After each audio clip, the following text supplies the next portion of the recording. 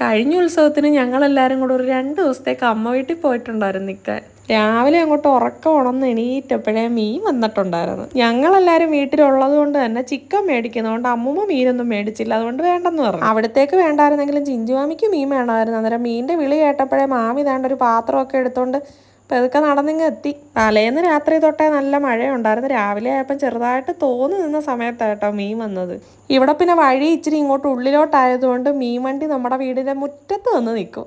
അതുകൊണ്ട് മീൻ വിളിക്കുന്ന കേട്ട് കഴിഞ്ഞാൽ പാത്രം എടുത്തുകൊണ്ട് മുറ്റത്തോട്ട് ഇറങ്ങി നിന്നാൽ മതി, റോഡ് വരെ പോകേണ്ട ആവശ്യമില്ല. മാമിക്ക് മീൻ കണ്ടപ്പോഴേ തൃപ്തിയായി. ഓ, ഈ മീനൊക്കെ ഉള്ളോ, ഇനി ഏത് മേടിക്കണമെന്നുള്ള മട്ടിലായിരുന്നു നിപ്പ്. പിന്നെ എന്തെങ്കിലും മേടിച്ച് കറി വെക്കണമല്ലോ.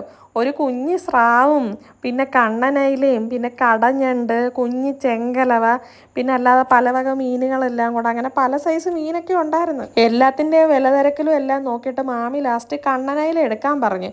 3 കണ്ണനയിലയ്ക്ക് 100 രൂപയാണെന്നാണ് പറഞ്ഞത്. 1/2 കിലോ മീന് 130 രൂപയാണത്ര.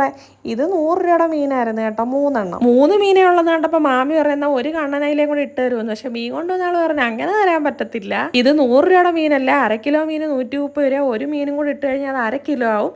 130 രൂപ കൊടുക്കാമെങ്കിൽ ഒരു മീനും കൂടി ഇട്ട് തരാമെന്ന്. അങ്ങനെ എന്തായാലും 1/2 കിലോ കണ്ണനയില മേടിച്ച്. ഞങ്ങൾ ഈ അയിലേക്ക് കണ്ണനയിലെന്നാണ് പറയുന്നത് കേട്ടോ. അല്ലെങ്കിൽ നമ്മുടെ അമ്മമാർ മീൻ മേടിക്കാൻ തരുമോ, ഇതേ ഉള്ളോ, ഇനിയൊന്നും ഇല്ലേ, നിൽക്കണോ പോണോ, ഇങ്ങനെയൊക്കെ ചോദിക്കുന്നതൊക്കെ ഒരു രസമാണ്. എന്തായാലും മാമി നിൽക്കണോ പോണോ എന്ന് ചോദിച്ചപ്പോൾ പുള്ളിക്കാരൻ വേണ്ട 3-4 പൊടി മീനോട് ഇട്ട് കൊടുത്തു കേട്ടോ. അതുവരെ അവിടെ പിണങ്ങി ഇന്ന് മീൻ മേടിച്ചാൽ മീൻ കിട്ടിക്കഴിഞ്ഞപ്പോൾ ആ പാത്രവും കൊണ്ട് തിരിഞ്ഞപ്പം ചിരിച്ചൊരു ചിരിയുണ്ട്.